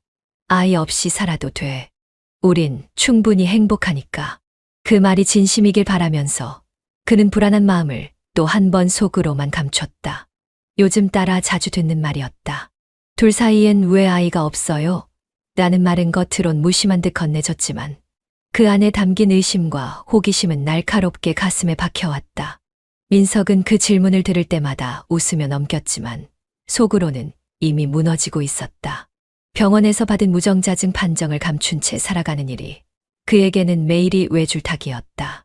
주변에서 아이 이야기가 나올 때마다 서연은 눈길을 돌리며 말을 아꼈고 민석은 그런 아내의 침묵에서 미안함을 더 깊게 느꼈다. 그는 차라리 모든 걸 정리하듯 동료들에게 정관 수술을 했다고 떠들었다. 불임이 아니라 선택이라는 듯 말하며 체면을 지키려 했고 아내에게는 그저 아이 없는 삶을 선택했다고만 전했다. 우리 둘이면 충분하지. 응, 난 아이 없어도 좋아. 당신이랑 평생 같이 있고 싶어서 결혼한 거야. 그 대답은 민석의 가슴을 무겁게도 동시에 따뜻하게도 만들었다. 그녀의 진심이 느껴졌기에 그는 더 큰 거짓을 감당하기로 했다. 그 거짓이 사랑을 지켜준다면 잠시라도 죄책감을 견뎌보기로 했다. 하지만 마음속 깊은 곳에서는 늘 같은 물음이 맴돌았다. 언제까지 이 거짓이 이어질 수 있을까? 어느 날 저녁 민석은 거실에서 조용히 뉴스를 보다 말없이 서연을 바라봤다. 부엌에서 설거지를 하던 그녀가 고개를 돌려 웃었다. 그 순간 민석은 잠시나마 모든 걱정을 잊고 싶었다. 그는 천천히 일어나 그녀에게 다가가 말을 걸었다. 혹시 말인데 내가 정관 수술했다는 거, 그 얘기 당신한테는 괜찮은 거지? 서연은 젖은 손을 닦으며 잠시 그를 바라봤다. 그 얘기 처음 들었을 땐 조금 놀랐지. 하지만 당신이 결정한 거니까. 난 괜찮아. 우리 사랑이 중요하지. 아이는 선택일 뿐이잖아. 그 말에 민석은 서연의 손을 조용히 잡았다. 따뜻했다. 거짓으로 시작된 대화가 이렇게 진심으로 마무리된다는 건 민석에게 아이러니이자 구원이기도 했다. 밤이 깊어가고 불 꺼진 침실 안에서 민석은 서연의 숨소리를 들으며 생각했다. 아이 없이도 살아갈 수 있을 거라고 믿었고 그녀도 그렇게 말했지만 세상은 그 둘만의 평화로운 시간을 계속해서 뒤흔들 준비를 하고 있었다. 그리고 그는 아직 모른다. 그 평화의 균열이 아주 가까운 곳에서 시작될 것이란 걸. 민석은 또다시 아이 이야기를 꺼낸 회사 동료의 말에 괜히 목이 타들었다. 결혼한 지 3년이 넘도록 아이가 없다는 사실이 이제는 질문보다 눈빛으로 먼저 다가오는 시선으로 변해 있었다. 괜찮다고, 우린 아이 없이도 잘 지낸다고 말할수록 오히려 뭔가 감춰야 할 진실처럼 느껴졌다. 그날 회식은 평소보다 늦게 끝났고 그는 마지막까지 남아있던 여직원 하나와 나란히 걷고 있었다. 팀장님은 애기 안 갖고 싶으세요? 그녀가 내민 질문은 취기가 섞인 듯했지만 의도는 분명했다. 갖고 싶죠. 근데 쉽진 않더라고요. 민석은 입꼬리를 올렸지만 눈빛은 술보다 무거웠다. 그녀는 혼자였다. 방금 이혼했다고 말했다. 남편의 외도였다고 덧붙였다. 민석은 괜찮다고 말하면서도 마음속에선 묘한 동질감을 느끼고 있었다. 잃은 것도 없지만 있는 것도 없는 사람. 상처의 깊이는 달라도 그 방향은 닮아 있었다. 술 기우는 핑계였고 쏟아낸 감정이 결국 선을 넘게 했다. 모텔방 안 민석은 처음으로 자신이 무정자증이라는 사실을 떠올리지 않았다. 아내와의 현실이 아니라 눈앞에 채온이 전부였던 순간이었다. 그녀가 속삭였다. 괜찮아요. 서로 위로받은 거잖아요. 그 말은 달콤했다. 너무도 쉬운 위안이었다. 하지만 다음날 아침 민석은 욕실 거울 앞에 선 채 자신을 똑바로 바라보지 못했다. 손가락으로 눈밑을 문지르며 중얼거렸다. 아이를 가질 수 없는 내가 무슨 짓을 한 거지. 하지만 곧 머릿속에 하나의 결론이 떠올랐다. 괜찮아.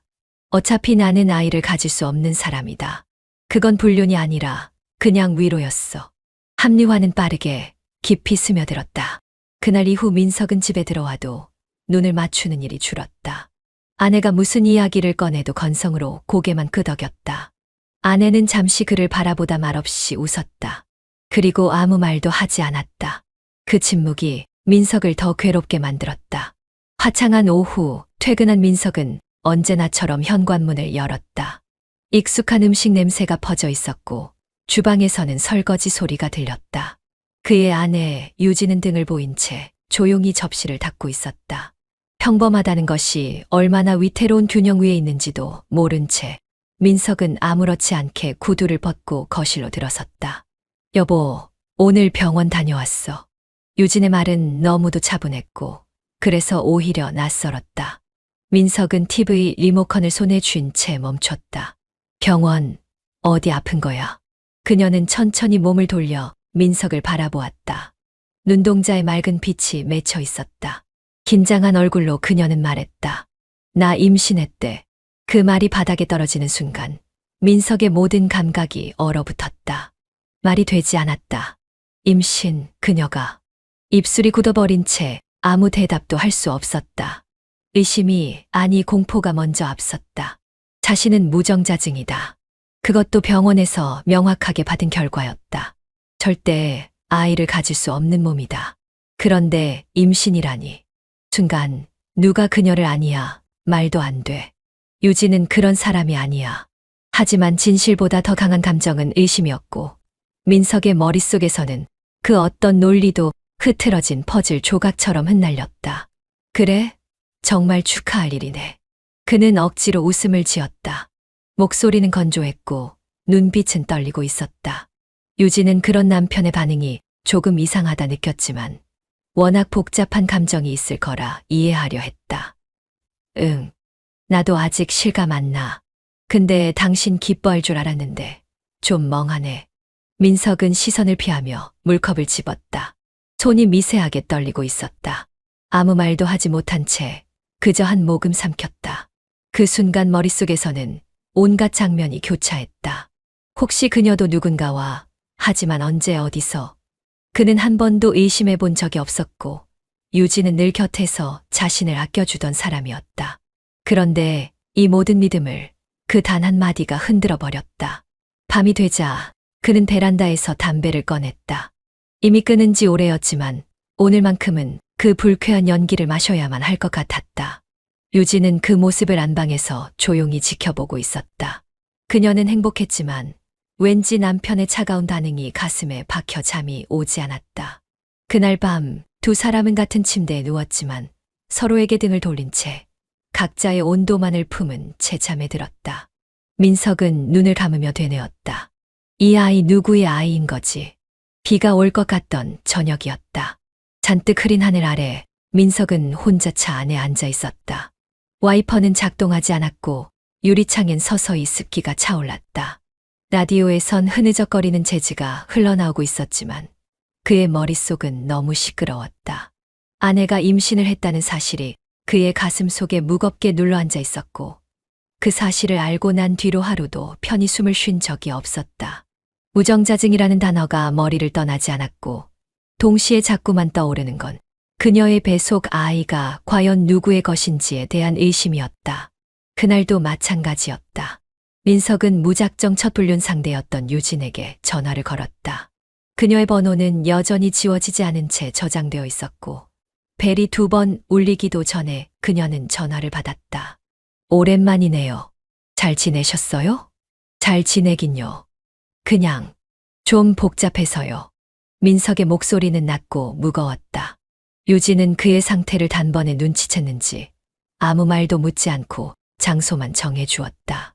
저녁 9시 강남의 조용한 호텔 라운지. 그는 마치 누군가에게 쫓기듯 차를 몰았고 도착했을 땐 이미 그녀가 와 있었다. 유진은 여전히 매혹적이었다. 머리는 느슨하게 묶였고 짙지 않은 화장 너머로 피곤함이 묻어났지만 그 눈빛은 여전히 도발적이었다. 민석은 마주 앉자마자 맥주를 한 모금 들이켰다. 아내가 임신했어요. 그래요. 축하드려야 하나요? 아니요. 그는 입술을 깨물며 고개를 푹 숙였다. 말하지 않아도 그녀는 알았다. 그 아이가 민석의 아이가 아닐 거라는 걸. 그래서 나를 만난 거예요? 위로받고 싶어서. 아니요. 그냥 혼자 있기가 싫었어요. 아니, 어쩌면 나도 이제는 그냥 막 살고 싶어졌어요. 말끝을 흐리던 그는 천천히 유진의 손등 위에 손을 얹었다. 유진은 피하지 않았다. 오히려 그의 손가락 사이로 자신의 손가락을 끼워 넣었다. 그럼 오늘은 위로해 줄게요. 말 없이 그 말 한마디가 벽을 무너뜨렸다. 둘은 말을 아낀 채 호텔 객실로 향했다. 문이 닫히는 순간부터 그들은 아무 말도 하지 않았다. 욕망은 이미 오래전부터 쌓여 있었고 죄책감은 무너진 논리 속에서 사라져갔다. 민석은 유진의 입술을, 목을, 어깨를 차례로 훑으며 자신이 느끼고 싶었던 감정에 집중했고 유진은 그런 그를 조용히 받아들였다. 불이 꺼진 채 어둠 속에서 두 사람의 숨소리만이 방 안에 메아리 쳤고 무정자증이라는 단어는 그 순간만큼은 완벽한 면죄부가 되어 주었다. 그는 자신을 정당화하며 아내에 대한 분노를 욕망으로 풀어냈다. 이건 복수였다. 이건 해방이었고 이건 절망의 방어였다. 그렇게 민석은 두 번째로 선을 넘었다. 이번엔 더 깊게, 더 오래, 더 후회 없이. 눈을 감은 채 유진의 어깨에 머리를 묻으며 그는 자신도 모르게 중얼거렸다. 이젠 나도 믿지 않아. 아무도. 밖에선 빗방울이 창을 때리기 시작했다. 이미 그들의 선은 사라졌고 이제는 되돌릴 수 없는 거리까지 왔다. 아내는 요즘 부쩍 다정해졌다. 임신한 몸으로도 남편의 옷깃을 매만지고 아침마다 유자차를 끓여 손에 쥐어줬다. 이유를 알 수 없는 온기를 감싸며 무언가 더 깊이 감추려는 듯한 눈빛이었다. 민석은 그런 그녀를 볼 때마다 가슴이 서늘해졌고 동시에 눈을 피하고 싶어졌다. 오늘 저녁엔 일찍 들어올 수 있어요? 아기 초음파 사진 보여주고 싶어서요. 그녀의 말에 민석은 고개를 끄덕이면서도 속으론 복잡한 생각이 꼬리를 물었다. 초음파 사진. 그것이 아버지가 된다는 증거인 양 그의 앞에 놓일 테지만 그는 이미 오래전 병원에서 받은 진단서를 마음속에 품고 있었다. 아이를 가질 수 없는 남자. 그 현실이 아내의 배 속에서 자라나는 생명과는 도무지 어울리지 않았다. 그래서였을까? 그는 다시 그녀를 찾았다. 두 번째 불륜 이후 잊으려 했던 그녀. 그의 비밀을 모른 채 혹은 어렴풋이 짐작만 할 뿐인 그녀는 이번에도 웃으며 문을 열어주었다. 또 나쁜 짓 하러 온 거예요. 그냥 아무 생각 없이 있고 싶었어. 그 대답은 핑계였고 도망이었으며 동시에 갈망이었다. 그녀는 말없이 그의 셔츠 단추를 하나씩 풀어내며 말했다. 가끔은요, 진심보다 핑계가 더 솔직할 때도 있어요. 그 말은 민석의 죄책감마저 묻게 만들었고 그는 그날 밤 또다시 아내가 아닌 여자에게 안긴 채 자신을 던졌다. 이중생활이라는 말조차 무의미하게 느껴질 정도로 그는 더 이상 가정과 불륜을 분리할 수 없었다. 그녀의 집에서 돌아오는 길, 그는 차창에 비친 자기 얼굴을 보며 생각했다. 나는 지금 누구에게 거짓말을 하는 걸까? 아내에게일까? 상간녀에게일까? 아니면 스스로에게일까? 집에 도착했을 때 아내는 아직 깨어 있었다. 배가 불러온 몸으로도 피곤한 기색 없이 그를 기다리고 있었다. 민석은 그런 그녀를 바라보며 익숙하게 미소 지었다. 많이 늦었지? 미안해. 일이 좀 많아서. 괜찮아요. 기다리는 건 익숙하니까요. 그 말에 민석은 한순간 멈칫했지만 곧 익숙한 미소를 다시 입가에 걸었다. 그리고는 말없이 그녀의 옆에 앉아 아무 일 없다는 듯 손을 잡았다. 그녀의 체온은 여전히 따뜻했고 그 따뜻함은 민석의 죄책감을 잠시 잊게 만들었다. 그러나 그는 알고 있었다. 이렇게 겹겹이 쌓여가는 비밀이 언젠가 무너질 거라는 걸. 그것이 언제일지는 모르지만 그날이 다가오고 있다는 것만은 확실했다. 출장 가방을 정리하는 손끝이 평소보다 묘하게 설렜다. 셔츠를 반드시 개고 속옷과 넥타이를 차곡히 챙기는 사이 그는 거울 앞에 서서 고개를 살짝 기울였다. 아내와 나눴던 무수한 아침처럼 그날도 그녀는 조용히 식탁에 앉아 있었고 배가 불러온 몸을 의자 등받이에 기대며 그를 바라봤다. 출장 길어? 그녀의 질문은 평범했다. 하지만 그 평범함이 오히려 숨을 막히게 했다. 3박 4일. 지방이라 좀 멀어. 대답하며 그는 눈을 마주치지 않았다. 핸드폰 화면 속 상간녀와의 메시지가 떠올랐다. 오빠, 호텔은 내가 알아봤어. 조식 포함으로 깔끔한 데야. 그 문자 하나에 심장이 세차게 뛰었었다. 기차역에서 그녀를 만났을 때 둘은 눈인사조차 조심스러웠다. 사람들의 시선을 피해 최대한 자연스럽게 아무 일 없는 듯 행동하려 애썼다. 목적지는 바다와 산이 어우러진 소도시. 리조트 객실은 커다란 창으로 해변이 내려다 보였고 커튼 사이로 들어오는 햇살이 두 사람의 표정을 점점 무장해제시켰다. 이런 거 나도 처음이야. 그녀가 웃으며 말하자 그는 웃지도 못하고 고개만 끄덕였다. 처음이라 말했지만 그건 서로에게 해당되는 말이 아니었다. 감정 없이 지나칠 수도 있었던 관계가 이제는 감정이 앞서기 시작했기 때문이다. 밤이 깊어가고 와인 한 병이 비워졌을 즈음 그녀가 먼저 다가왔다. 오늘은 우리 그냥 같이 있자. 그 말은 무심한 듯했지만 그의 속을 짓누르던 마지막 도덕적 경계선 하나를 완전히 무너뜨리는 주문과도 같았다. 그는 그녀의 손을 잡았다. 한 번도 잡아본 적 없는 방식으로, 한 번도 느껴보지 못한 밀도로. 차도 아니고 모텔도 아닌 지금은 리조트 안 침대 위에서 침묵과 키스만이 흘렀다. 이런 거 진짜 괜찮은 걸까? 그가 중얼거리자 그녀는 이불을 가슴께까지 끌어올리며 대답했다. 당신이 먼저였어. 나 혼자만 감정이 있었던 거 아니잖아. 그 순간 그는 핑계조차 떠오르지 않았다. 이미 변명은 아무 의미가 없었다. 그는 사랑을 한다고 착각하고 있었고 동시에 파멸을 준비하고 있었다. 다음 날 아침 그녀가 커피를 내렸다. 호텔 로비에서 무료 제공되는 커피였지만 그녀는 그것마저도 함께 하고 싶어 했다. 아침 해가 너무 좋아. 우리 여기서 그냥 살아볼까? 그녀의 말은 농담 같았지만 한편으론 진심이기도 했다. 남편은 웃었다. 하지만 그 미소는 아내에게 보였던 미소와는 달랐다. 그게 진짜 가능할까? 그녀는 웃지 않았다. 대신 그의 눈을 바라봤다.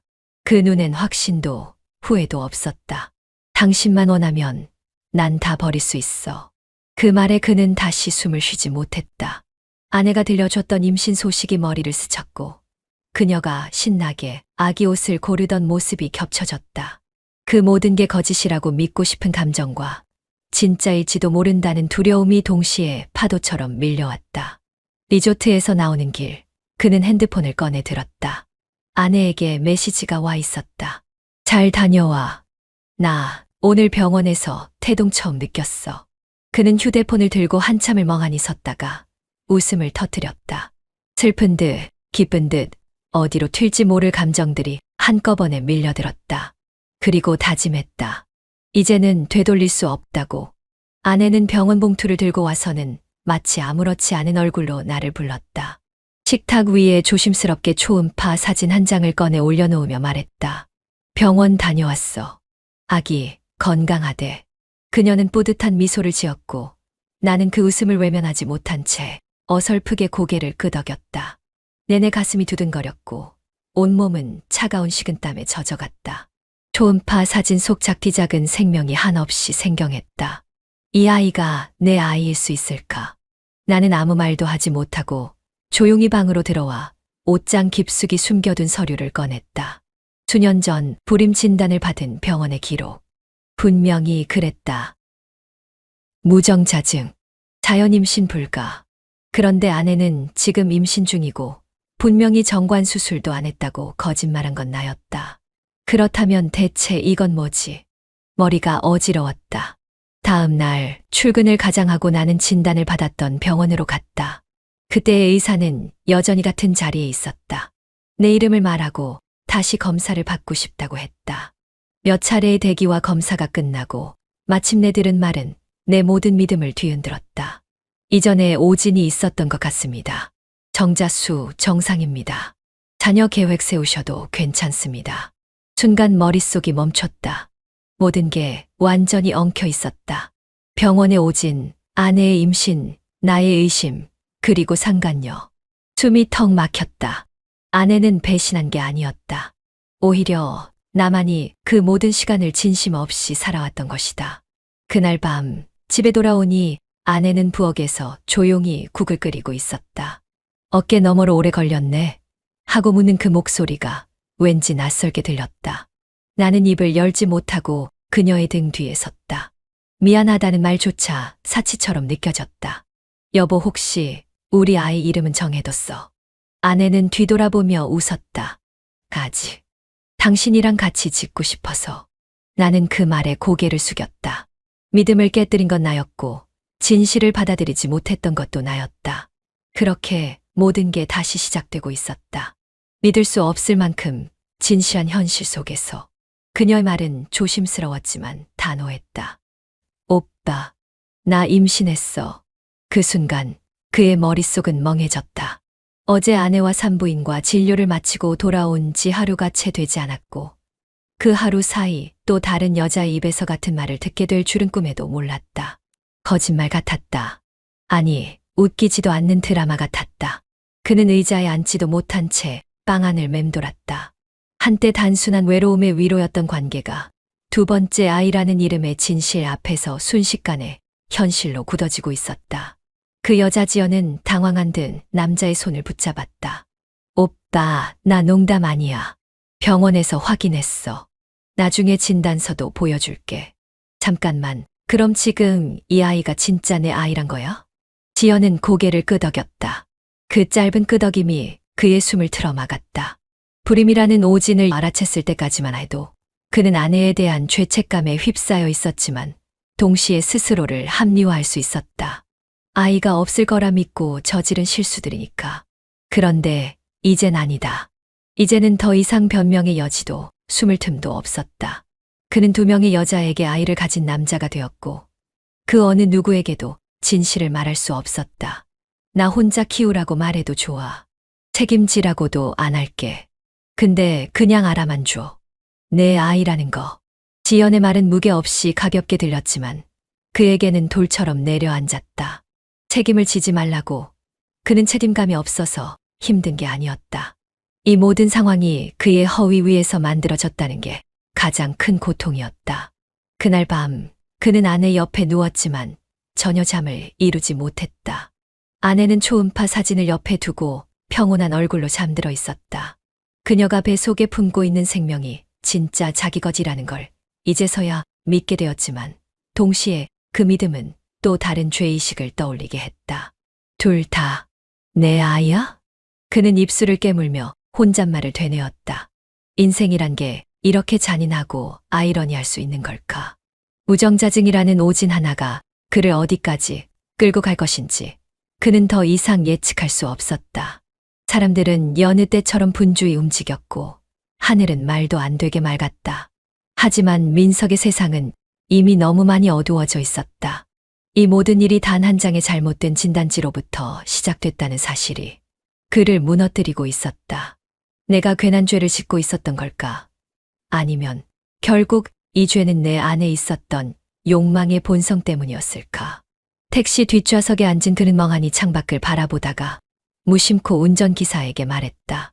아저씨, 저 같은 사람이 아빠가 돼도 괜찮을까요? 운전기사는 백미러를 한번 힐끗 쳐다보더니 시선을 앞으로 돌린 채 답했다. 아버지가 되는 건 자격이 아니라 마음 먹기에 달린 거 아닐까요? 그 말에 민석은 작게 웃었다. 그리고 그 웃음 끝에는 금세 눈물이 맺혔다. 지금 그는 두 생명을 동시에 책임질 수도, 동시에 외면할 수도 없는 위치에 놓여 있었다.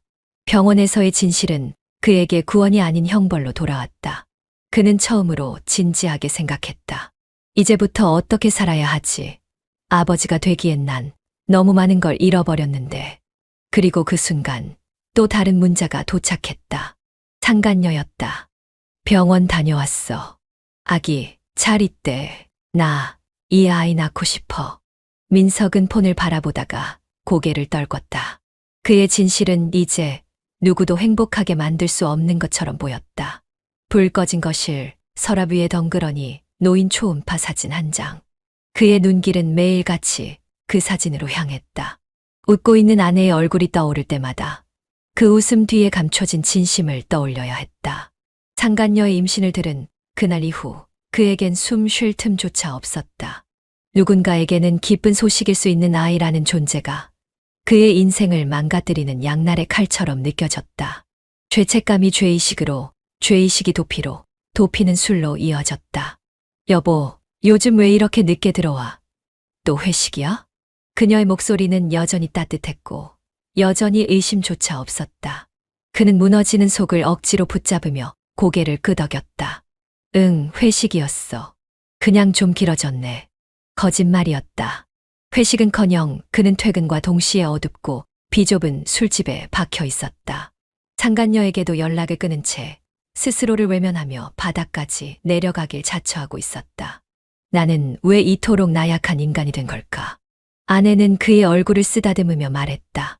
요즘 많이 피곤해 보여서 혹시 나 때문에 힘든 거야? 그는 말없이 고개를 저었고 말끝을 애써 삼켰다. 그 순간마저도 그녀는 그의 눈빛 하나로 모든 걸 믿어버렸다. 하지만 밤이 깊어질수록 그 믿음은 그를 조여왔다. 알코올에 절은 셔츠와 헝클어진 머리, 소파에서 깨어나지 못한 채 아침을 맞이하는 일상이 계속되었다. 아내는 아무 말 없이 담요를 덮어주곤 했지만 그 침묵은 오히려 그를 더 깊은 늪으로 밀어넣었다. 차라리 다 말해버릴까? 이 모든 걸. 그러나 입술을 열면 돌아올 건 그녀의 눈물, 그리고 아이였다. 그 불안이 매일 밤 그를 집 밖으로 내몰았다. 술기운에 휘청이며 문 앞에 선 그는 끝끝내 열쇠를 돌리지 못한 채 다시 발걸음을 돌렸다. 그녀의 품이 아니라 기억이 흐릿한 상간녀의 침대가 그를 부르고 있는 것 같았다. 이중의 삶 겹쳐진 거짓, 꾹 누른 죄책감. 그 모든 감정은 하루하루를 조금씩 무너뜨리고 있었다. 그날 밤은 유독 조용했다. 아내가 정성스레 차려놓은 저녁상 위로 김이 올라오고 있었지만 남편의 입에는 한 점의 숟가락도 들어가지 않았다. 몇 시간째 식은 국물만 바라보고 앉아있던 그에게서 불안은 그 자체로 냄새처럼 번졌다. 술기운은 애초부터 핑계였다. 뺨을 훑은 위스키 향보다 가슴을 파고드는 죄책감이 더 뜨거웠다. 무슨 일 있어? 요즘 정말 이상해, 당신. 그녀는 담담하게 물었지만 그 담담함이 오히려 칼날 같았다. 내가 바람을 피웠어. 순간 식탁 위 유리잔이 그녀의 손에서 미끄러지며 깨졌다. 뭐라고? 회사 회식 때였어. 그냥 술김에 처음엔 한 번뿐이라고 생각했는데 그게 두 번, 세 번이 되고 됐어. 그만해. 듣고 싶지 않아. 그녀는 벌떡 일어나 거실로 걸어갔다. 그의 말을 더 이상 들을 수 없다는 듯 두 손으로 귀를 감싸 쥐었다. 그는 애써 그녀에게 다가가며 말을 이었다. 그 여자 임신했대. 뭐라고? 그녀는 소리쳤다. 그 순간 그녀의 눈빛에서 사랑은 사라지고 대신 차가운 경멸만이 남았다. 그럼 나는 뭐야? 내가 가진 이 아이는 대체 뭐냐고. 이건 당신 아이 아니야? 그럴지도 몰라. 나도 그게 너무 무서워. 무서워서 바람을 핀 거야? 나한테는 죽었다 깨어나도 진실을 말하지 못하겠는데 그 여자한테는 몇 번씩 가면서 남편은 무너진 듯 바닥에 주저앉았다. 진심으로 미안해. 미안. 이걸로 끝날 줄 알았어. 그녀는 떨리는 손으로 배를 감싸 안았다. 이 아이도 당신 아이야.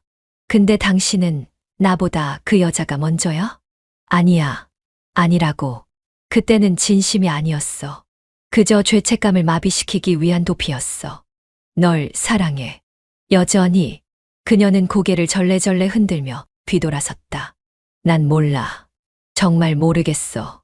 지금 이 상황에서 뭘 믿어야 하는지도 모르겠고, 누굴 더 미워해야 하는지도 모르겠어. 그녀는 그대로 방으로 들어가 문을 닫았다. 문이 닫히는 소리는 다툼의 끝이 아니라 관계의 끝처럼 들렸다. 거실 한켠 식은 반찬과 쏟아진 국물은 이 집에 남은 온기를 서서히 빨아들이고 있었다. 그리고 그는 그 자리에 그대로 앉아 있었다. 용서도 분노도 미래도 없는 공간 속에서. 아내와 이혼한 후 나는 마치 벗어나고 싶었던 감옥을 나온 듯 당장이라도 해방감을 느낄 줄 알았다. 하지만 그것은 기껏해야 하루 이틀짜리 자유였고 그 이후는 진창 같은 현실뿐이었다. 상간녀는 아이를 품고 있었고 나는 그 책임을 짊어진 사람이었다. 그러나 아이를 품은 여자는 더 이상 나를 유혹하던 그 여자가 아니었고 나는 더 이상 그를 갈망하던 남자가 아니었다. 너 그 여자랑 다시 연락한 거 아니지? 그녀는 불쑥 그렇게 물었다. 이유 없는 의심이 아니었다. 내 눈빛이 달라졌다는 걸 그녀도 알았던 거다. 피하지도 그렇다고 대놓고 인정하지도 못한 나는 결국 입술을 깨물며 고개를 돌렸다. 애초에 이 모든 게 진심이 아니었음을 그녀가 모를 리 없었다. 그저 서로 외로워서, 미쳐서, 혹은 잠시 욕망에 잡아먹혀 그렇게 엮인 관계였을 뿐인데 이제는 서로를 벗어날 수 없게 된 것이다. 이혼까지 했는데 이젠 좀 책임질 생각은 있는 거지. 그녀는 부쩍 날카로워졌다. 그녀의 말 한마디 한마디가 나를 죄인으로 몰아세웠고 나는 또다시 그 속에서 도망치고 싶다는 충동에 휩싸였다. 그러나 도망칠 곳은 없었다. 집은 이제 그녀의 집이었고 나의 책임은 뱃속에서 자라고 있었다. 나는 무정자증이라는 오진 하나의 인생 전체가 계획에서 벗어나 버렸다는 걸 뼈저리게 실감하고 있었다. 밤이면 잠을 이루지 못했다. 그녀의 숨소리, 아이가 태어나면 어떤 아버지가 되어야 하나, 아내에게 돌아가야 하는 건 아닌가. 그런 뒤섞인 고민들이 뇌리를 때렸다. 하지만 이 모든 게 결국은 내 선택이었고 그 책임은 나의 몫이었다. 그러던 어느 날 그녀가 조용히 말했다. 우리 그냥 같이 살지 말까. 그 말은 내게 구원의 말이 아니라 최종 통보다. 그녀도 이 관계에 지쳐 있었던 거다. 아이를 낳기 전까지는 책임을 지겠다고 말했지만 그 이상은 감정적으로 불가능하다는 걸 그녀는 알고 있었고 나도 그걸 부정할 수 없었다. 그날 밤 나는 주방 의자에 앉아 술을 한 병 다 비우고도 멍하니 창밖을 바라봤다. 거울처럼 비치는 유리창 너머로 내 모습이 보였다. 불륜으로 아내를 잃고 죄책감에 무너지고 결국 자신조차 이해하지 못한 채 무정자증이란 거짓에 휘둘린 비참한 남자. 더 이상 어떤 선택도 어떤 감정도 진시할 수 없는 지점에 와 있었고 그 지점에서 나는 멈춰버렸다. 비가 오지 않아도 흐린 하늘이 며칠째 이어졌고 어깨는 하루하루 조금씩 무거워졌다. 집 안은 어지럽지도 반짝이지도 않았다. 조용하다는 말로는 다 설명할 수 없는 정적이 벽지 사이에 스며 있었고 민석은 늘 그렇듯 구겨진 셔츠에 맥주캔을 들고 소파에 몸을 파묻었다. 옷걸이에 걸린 양복은 먼지를 썼고 냉장고, 안반찬은 거의 손도 대지 않은 채 유통기한을 넘겨갔다. 전화는 오지 않았고 그 역시 전화할 곳도 없었다. 아내와 갈라선 지 1년, 상간녀와도 헤어진 지 6달. 그는 다시 혼자가 되었다. 아니, 어쩌면 본래부터 혼자였을지도 몰랐다. 정말 이게 내가 원했던 삶이었니? 거울 앞에 선 민석은 그렇게 중얼거렸다. 비어버린 눈동자에 다시 질문을 던졌다. 그 애는 잘 크고 있을까? 다시 떠오른 것은 지연의 얼굴이었다. 마지막으로 본 그녀는 아기를 품에 안은 채 병원 퇴원복을 입고 있었다. 눈은 부었고 어깨는 내려앉았으며 입술은 굳게 다물려 있었지만 아이를 바라보는 눈빛만큼은 고요한 기도로 가득 차 있었다. 당신은 아버지가 아니야. 그날 지연은 그렇게 말했다. 증명서를 꺼내 보이며 자신이 아이를 가진 건 결국 당신의 실수도 나의 배신도 아니라고. 그 모든 진실을 알고 있기에 당신은 날 용서하지 못하고 나도 당신을 다시 끌어안을 수 없다고. 민석은 그 말을 이해했다. 그리고 결국 고개를 끄덕였다. 다만 그는 그 자리를 떠나며 이렇게 되뇌었다. 난 아무것도 아니었구나. 시간이 지나며 그는 상간녀에게도 차였다. 인생을 돌이켜보며 민석과 함께한 시간은 단지 외로움에 기대었던 통과 이래였다고 했다. 그렇게 그녀도 아이도 사랑도 모두 사라졌다. 야, 요즘 뭐하고 지내냐? 일 그냥 그런대로. 바쁘지도 안 바쁘지도 않고. 그래도 좀 살아야지. 사람답게. 그게 뭐였더라. 오랜 친구의 안부에도 민석은 웃지 않았다. 전화기를 끊고 거실로 나와 먼지를 털지 않은 액자 하나를 바라봤다. 신혼 초 둘이 여행 가서 찍었던 사진. 그때 그는 확신했다. 이 여자를 평생 지켜주고 싶다고. 하지만 그는 지켜주지 못했고 결국 가장 큰 상처는 자신이 안고 살아가게 되었다. 우울증 진단을 받았고 정신과 상담도 몇 번 받았다. 하지만 특별히 나아진 것은 없었다. 약을 먹고 잠을 자고 TV를 보다 잠들고 눈 뜨면 멍하니 하루를 보냈다. 창밖을 보며 민석은 혼잣말처럼 내뱉었다. 지연아, 너는 괜찮니? 너는 나 없이도 괜찮은 거지. 답은 없었지만 마음 한켠에선 응, 나 없이도 괜찮아라는 말이 들리는 듯했다. 그리고 그는 그 사실에 더 아팠다. 주머니에 손을 넣고 천천히 걷던 민석은 어느 골목 어귀에서 걸음을 멈췄다. 무심히 시선을 돌렸던 그곳에 그녀가 있었다. 아니, 그들이 있었다. 유진. 그리고 어린 남자아이. 작은 손을 꼭 쥐고 환히 웃으며 아이와 대화를 나누는 그 모습은 민석이 한때 그토록 꿈꿨던 평범한 일상이었다. 아이의 옆모습엔 민석의 이마선이, 그 웃음 속엔 민석의 어릴 적 사진이 겹쳐졌다. 순간 눈물이 났다. 이유도 없이. 아니, 너무 뚜렷한 이유 때문이었다. 아, 저 아이가 내 아이였구나. 유진은 민석을 보지 못했다. 아니, 봐도 모르는 척했을지도 몰랐다. 이미 오래전에 끊어낸 인연, 돌이킬 수 없는 과거로 묻었을 테니까. 민석은 그 자리에 선 채 묵묵히 그들 모자의 뒷모습을 바라봤다. 한때 자신의 손안에 있었던 삶, 너무 쉽게 놓아버린 그 평온한 행복이 이제는 남의 풍경처럼 아득했다. 민석은 혼잣말처럼 작게 중얼였다. 나는 결국 나 자신에게 속았고 내 인생에서 가장 소중한 사람들을 잃었다. 그때 병원의 오진이 아니었더라면 나는 지금 어떤 삶을 살고 있었을까? 유진이 아이의 손을 더 꼭 잡았고 아이는 팔짝팔짝 뛰며 골목 끝으로 사라졌다. 남겨진 민석은 한동안 그 자리에 멍하니 서 있었다. 어깨가 천천히 흔들리더니 울음이 터져 나왔다. 사람들 눈에 띄지 않게 고개를 푹 숙이고 조용히 목을 움켜쥐며 스스로를 탓했다. 그렇게 오랜 시간이 흐른 뒤 민석은 발걸음을 돌렸다. 그 어느 때보다 천천히 무겁게